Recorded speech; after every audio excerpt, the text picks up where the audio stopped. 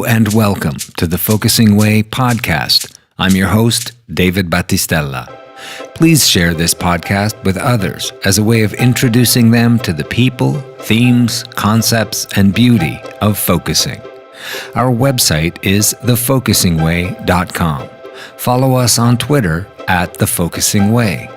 This podcast is available on iTunes and Stitcher. Our philosophy is simple: focusing for better living. If you really enjoy this, you can support us by making a contribution via Patreon as well. All the links are on the website. Now, on to the good stuff.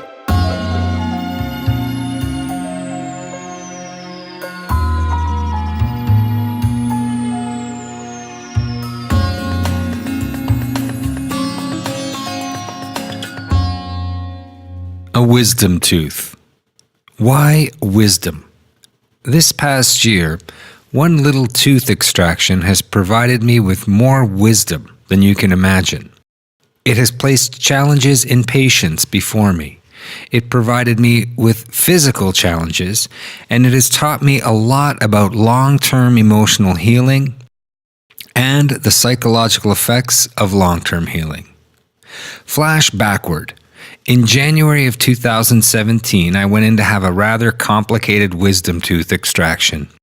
Yes, I had been told it would take some time to heal. And as I write this, I am not entirely through the healing process. But I have been able to use focusing in the past year to really look at things that were happening to me both physically and emotionally, as I have patiently waited for my jawbone and tissue to regrow and to find a new normal within my body. From a focusing standpoint, this led me to look at focusing and physical pain and reach out to those in the community who use focusing and work with people's physical bodies to promote healing. That led me to interesting discussions with Barbara Dickinson as she prepared for hip surgery, and also with Anastasia Brensick and Jack Blackburn, who are body workers who incorporate focusing in the healing process. They are back now to talk about the interesting discoveries and experience they have had using focusing at a body level to promote wellness and a sense of rightness in the body. And now, part 2 of my conversation with Jack and Anastasia. As you were saying that, something struck me, and that is that there are people who just refuse to take any medicine, or they think it is bad. But that little bit of relief that, let's say an ibuprofen, let's say as an example, you take an ibuprofen, and that relieves a little bit of swelling. It can inform not only the body, but the mind of what it's like to not have that pain there.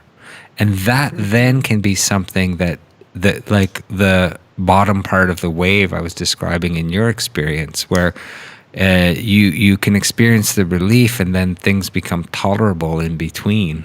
Or you can start to point in the direction of imagining and feeling what it's like to not have that pain in that situation. Now, and that's where I think, what we discount medicine, can be very, very helpful in just opening the psychological door toward what it feels like, what it mentally feels like to experience that part of you without the pain.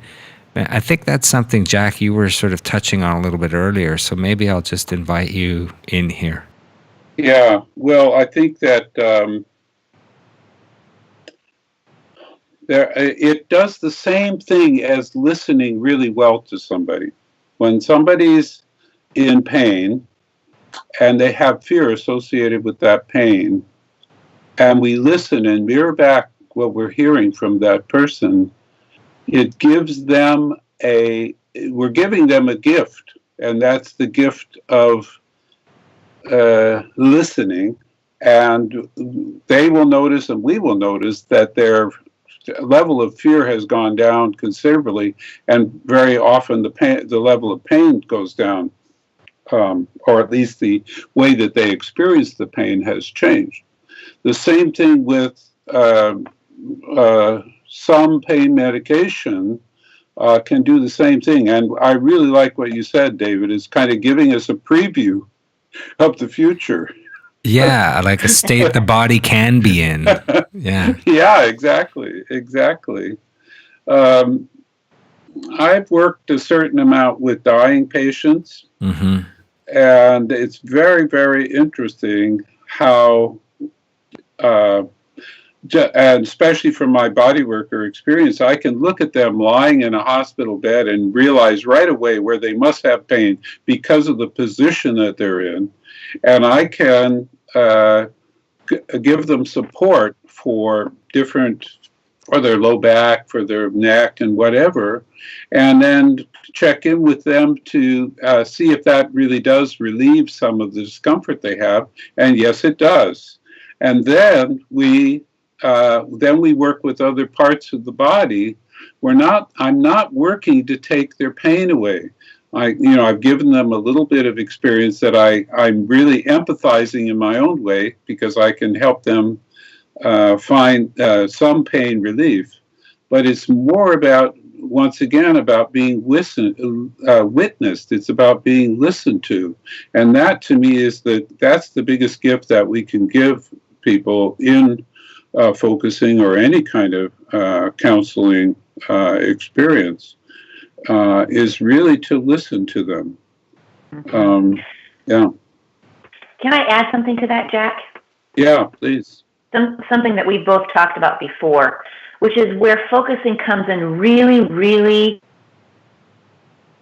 well, which is when I'm sitting with pain, let's say a migraine, because I used to get migraines, and I'm sitting and I'm listening to it, and I'm listening to it, and I'm listening to it, and it's saying the same thing over and over. I'm feeling it the same way.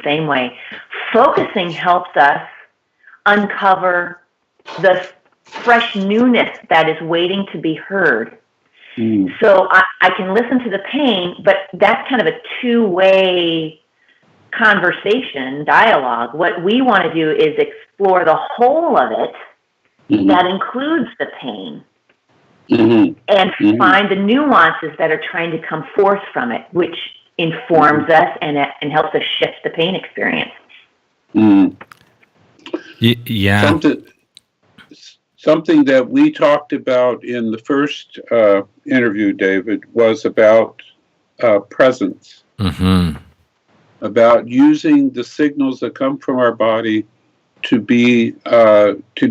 come into presence ourselves. And pain, what I've learned over time is pain is always now. It's always a signal that can take us into presence if we're willing to listen to it or be with it.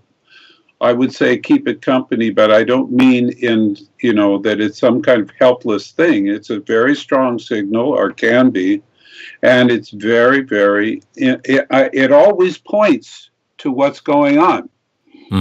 That's really interesting about pain because it's truthful. Okay.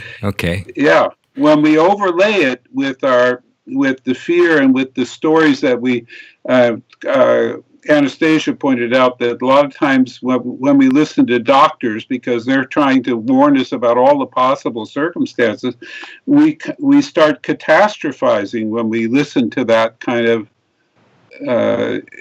language.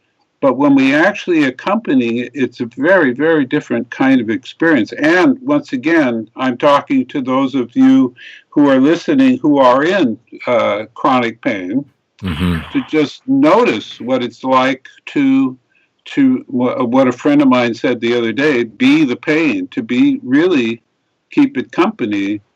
Yeah. Yeah.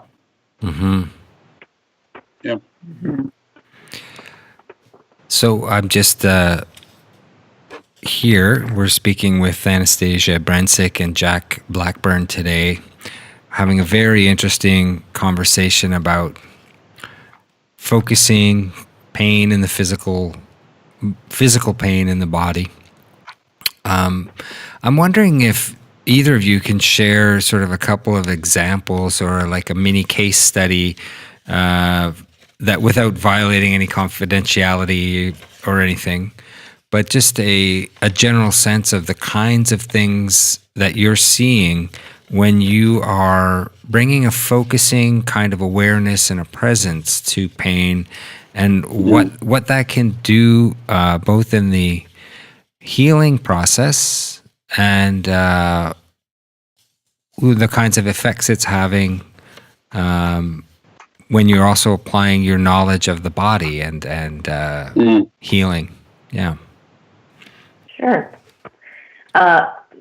So I had a client a long time ago. She came in for leg pain.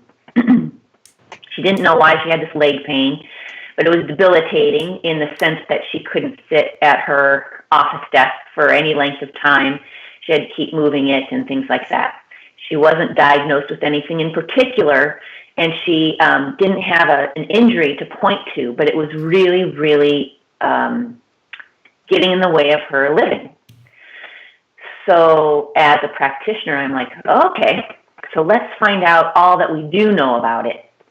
So she knew that she couldn't sit for longer than 20 minutes without having discomfort.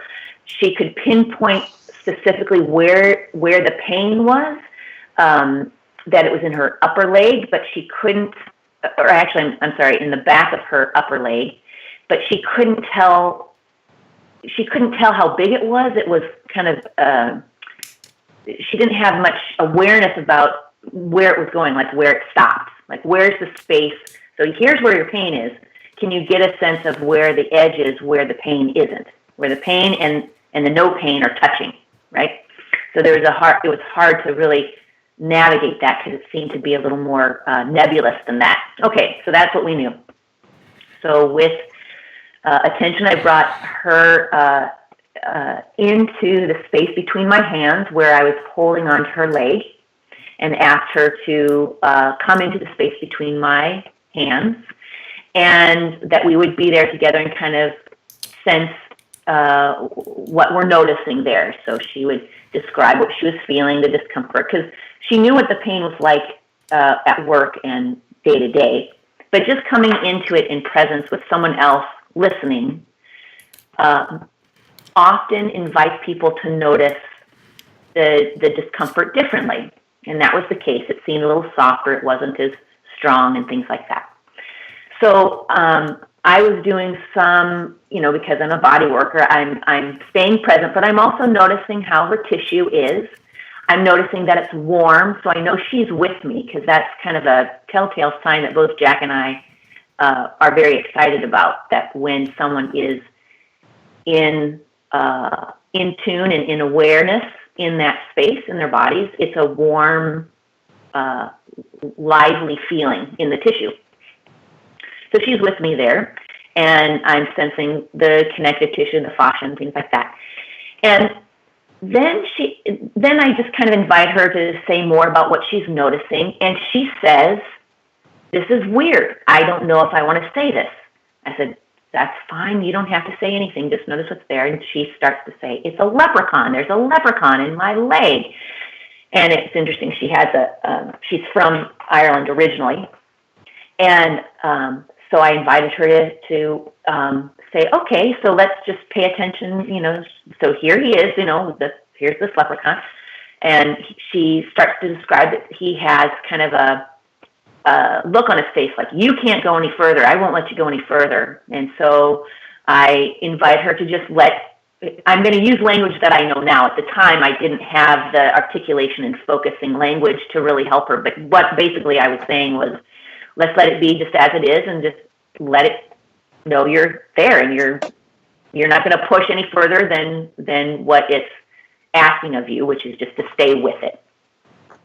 So we did, and oh my gosh, she started, and there's a difference here. I want to say, she started reporting what she was experiencing inside her body. It was almost like a living story. And I don't mean a story in the past necessarily, but a story that's unfolding for her as she's staying with, sensing this area of her body. And long story short, there's an airplane, and she was on this airplane, and all her friends were down on the ground, and she realizes that there is some sadness and some kind of resolution that comes from acknowledging that she had an affair, and her husband had said she wasn't allowed to be in contact with the friends that were around this affair, and she had to say goodbye to them in order to maintain the relationship. So she stayed with the relationship. She had to say goodbye to her friends, and that brought a deep sense of sadness. Now, interestingly, when that came, the leprechaun left. She had tears, and that sometimes that doesn't happen. Sometimes it's just a relief and a resolution there, but she had some tears with it. And then the leprechaun kind of dissipated, and she could feel her leg. And interestingly enough, the pain left. And she had come in like 6 months after that and just kind of do a tune-up, and it was phenomenal. It was just wonderful. She didn't have the leg pain. There was some ghosts of it when I saw her 6 months later, Wow. but it resolved rather quickly, and then that was that. So that's one example. And the difference in following the story that's unfolding there is different than her telling me what had happened in the past. So I just want to say that when someone is in the moment sharing what kind of following the felt sense into the shift, Mm-hmm. there's a warmth in the tissue, there's an aliveness, and it's like she's following along too, rather than telling me a story in the past, which actually the tissue kind of pauses and kind of gets a bit cool. There isn't the same energy there. So anyway, that's one example. I'm so glad you brought it back to that, the warm, lively feeling, because it sort of touches on something Jack was talking about earlier about intelligent body systems, and how I often say, you cut your finger, man's solution is, or humankind's solution is a Band-Aid, and the body does everything else.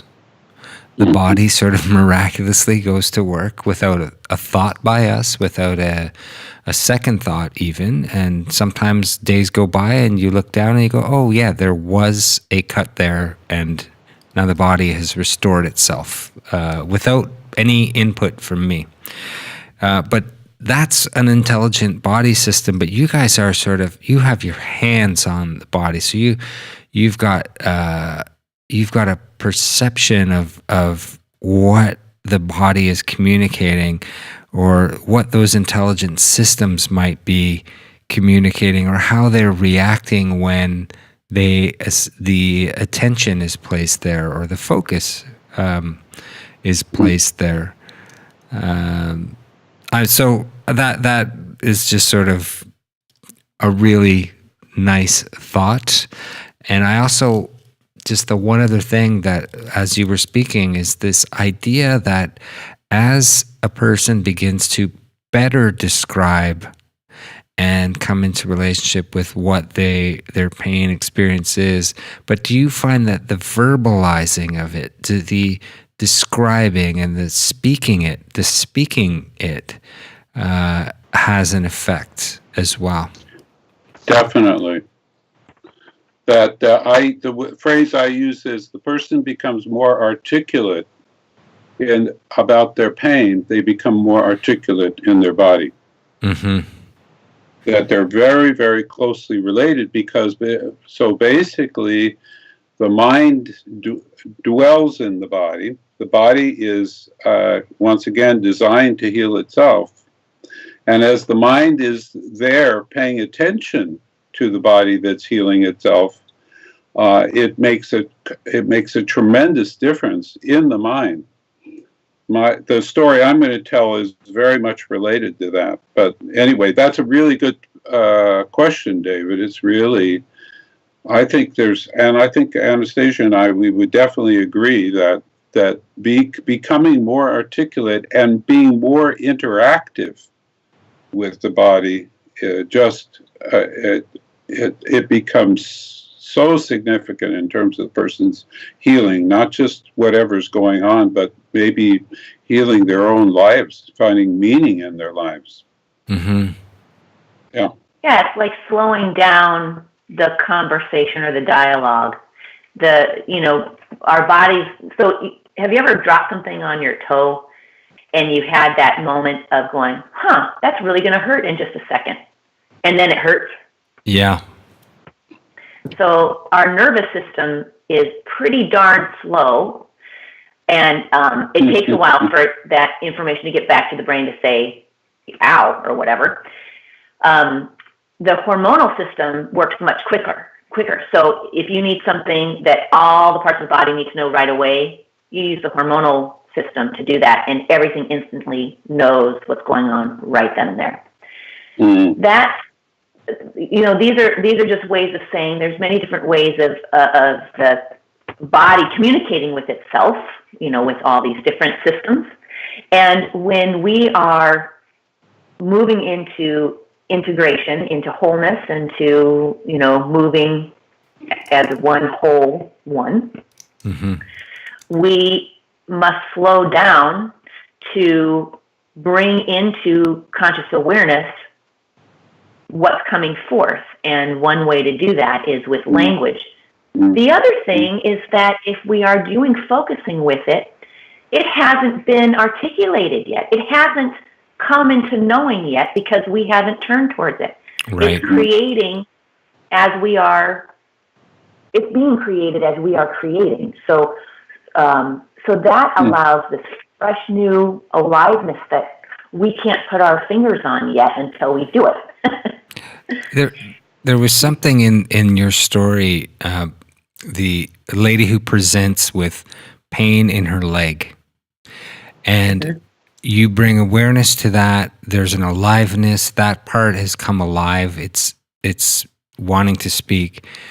Then she comes into something which maybe seems ridiculous, but you allow the space for that. Like nothing is ridiculous. Like who knows how this thing is going to be verbalized or articulated, but in her case, it comes in the form of a leprechaun who is trying to prevent her from sharing, prevent her from speaking, and then what it turns out being is something being held in the body that's a kind of sadness around an extramarital affair that has, and that's going all the way backwards from pain into that, and then the whole realization of that allows a new sort of way forward and an opening to what presented as pain, but an opening for the way of the body to turn back toward into some kind of sense of rightness. Yeah. Isn't that a miracle? Isn't that the most fascinating, lovely thing that the body can do? and the beautiful miracle of it, like our own fingerprint, it is completely unique to us. So that experience, you sat in non-judgment and facilitated in a non-judgmental way a process to happen, and it was a leprechaun, and that's what it was for that person, and that person experienced relief from pain. So that is the beautiful miracle, that it's unique to every single person. And I guess what I would say to anyone listening is don't discount what some part of you is going to say, that's ridiculous. Recognize that some part of you is saying, that's ridiculous. Let that be there as well. And get back to turning toward to this part of you that's putting a pain signal at you. It's almost like I want to high five her higher intelligent body, mind, spirit, who found a way to bring her towards this wholeness through the back door. Because if we came in talking about the divorce or talking about the infidelity or whatever, that's got a lot of inflammation to it. So what a smart idea that the body had to come in the back door, a leprechaun of all things that had no particular, it was neutral for her and kind of weird in her experience, but weird enough to keep her curious. And that the leprechaun ended up being the sentinel to make sure she was ready to move forward. So it really wasn't there to restrict her from anything necessarily, even though that was the face it was giving. It was really wanting to make sure she was ready. And she was. She was able to be curious through the whole thing, and this is what happened. So I'll give you my story. I recalled it as you were talking about the leprechaun, Anastasia. Years ago, I was working on a client, and some of the story is pretty graphic. And she was sent to me by a doctor because she had had hemorrhoid surgery. And when she got home from the hemorrhoid surgery, all of a sudden she was in extreme pain because the sutures that the surgeon had tied split her anal sphincter. Now, if you know what that means basically she's got pain in her rectum all the time. And the doctor sent her to me because he knew I did a lot of movement with the body. He thought, you can probably bring more blood circulation and maybe those sutures will heal. So she came to me, and I don't work on the rectum. Most body workers don't. But I could kind of approximate that area with my hand. And I asked her to feel into, I just gave her some kind of energy healing there. I said, what you tell me what you're feeling. And she said, it feels like really, really hot burning coals. And I said, so hot burning coals, what I'd like you to do is notice if you can make that heat stronger than it is right now. And she went in there, she blew on those coals, in terms of her body awareness, and it got hotter. And so I thought, if it got hotter, you can also make it cooler. And and she was able to do that. Wow. And and so we had this kind of little tool that we could work with, which was with her own awareness, going right into where the most intense pain was, turning the pain up, turning the pain down. And we had lots of other things we were dealing with in the session, but I said, why don't you practice that at home? And she was also an artist. I said, if you feel like it, why don't you draw your experience of the pain? So she did both of those things. And she kept practicing that as she would come to see me. And she said, all of a sudden I was going into the pain and I started hearing poetry inside. What? Wow. She started hearing poetry. And then she said, but I don't know, and I said, well, why don't you write it down and bring that next time you come to the session? So she did. And so every time she would come, she would have more poetry to present.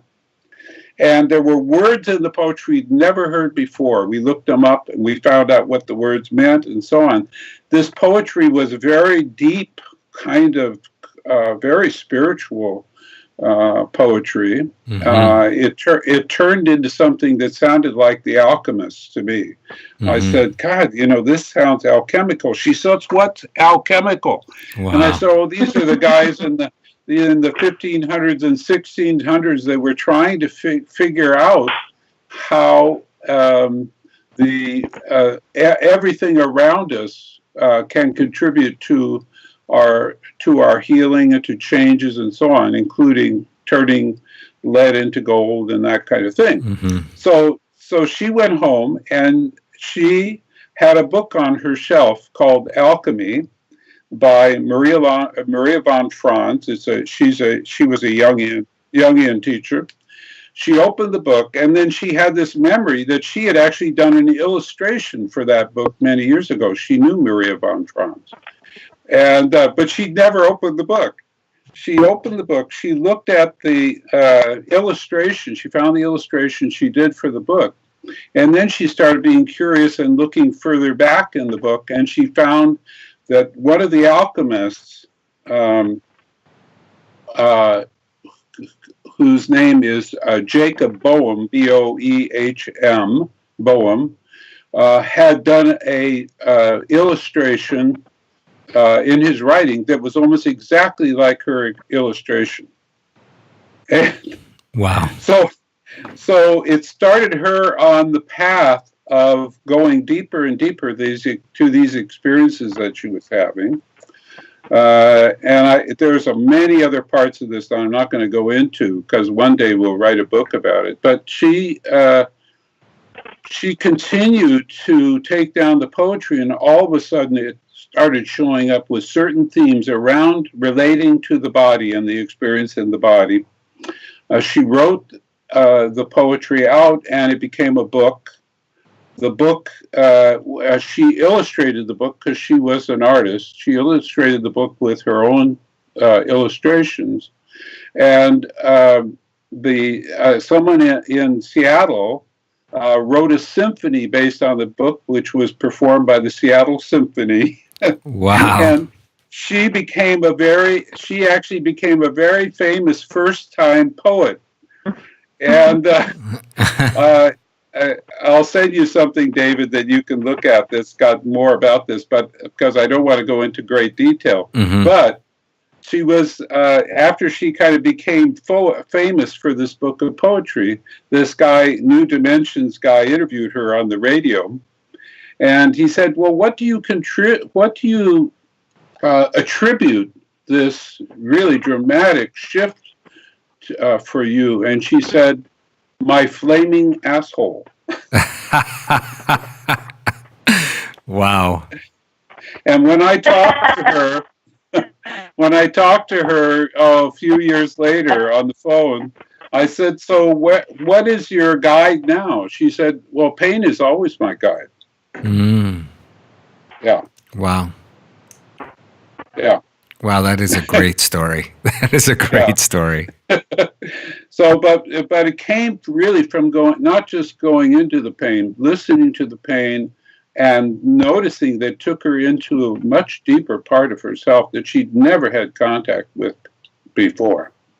I just love the invitation you gave her to be her own pain manager. In other words, once you had pointed out that you could intensify the heat in that area, then and then you discovered seemingly simultaneously that was possible. Your next invitation was, well, see if you can make it colder then, but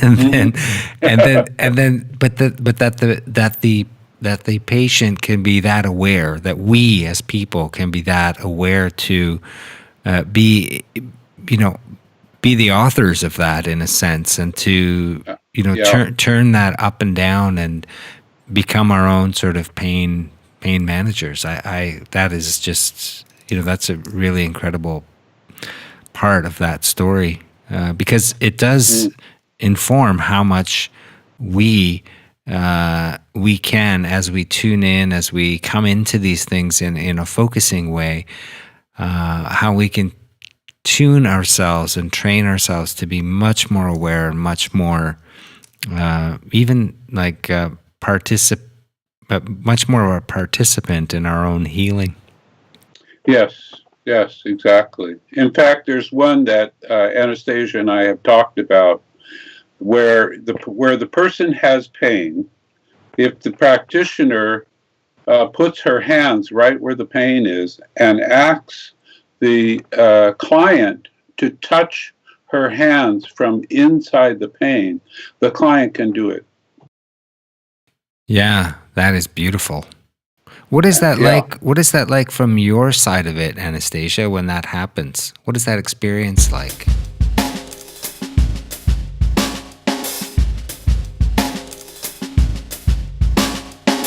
Part 3 of this interview is coming soon. Be sure to subscribe to the Focusing Way website to be notified.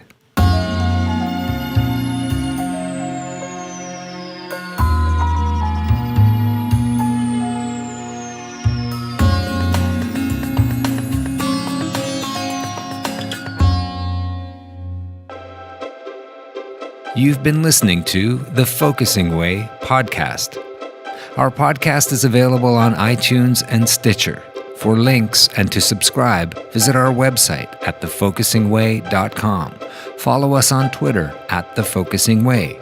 Please share this podcast with others as a way of introducing them to the people, themes, concepts, and beauty of focusing.